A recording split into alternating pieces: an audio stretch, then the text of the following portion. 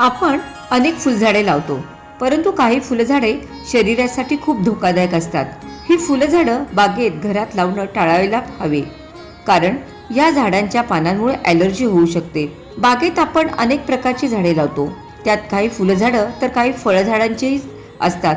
आयुर्वेदिक महत्त्व असलेली काही वनस्पती अनेक जण बागेत लावतात.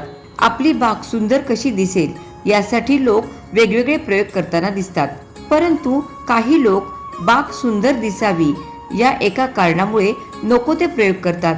कधी कधी तर विषारी गुणधर्म असणारी झाडे देखील काही लोक लावतात. या झाडांना स्पर्श केला किंवा त्या झाडांच्या संपर्कात आल्यास शरीरावर वाईट परिणाम होतो. त्यामुळेच अशा प्रकारची झाडे बागेत लावणे टाळावे. काही झाडांची फुले देखील शरीरासाठी खूप धोकादायक असतात. त्या फुलांची परागकण श्वसनावाटे शरीरात गेली तर ॲलर्जी, शिंका येणे याचा त्रास होऊ शकतो. यासह काही लोकांच्या अंगाला खाजही येते.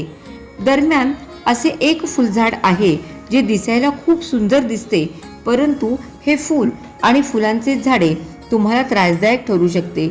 या फुलाचे नाव कण्हेरी असे आहे. कण्हेरीचे फूल लाल गुलाबी रंगाचे असते. या फुलझाडाची पाने खाल्ल्यास ते शरीरासाठी धोकादायक असल्याचे मानले जाते. काही लोकांनी या पानांना हात लावला तरीही त्यांना ॲलर्जीचा त्रास होतो. प्राथमिक माहितीवर आधारलेला आहे. आम्ही कोणताही दावा करत नाही.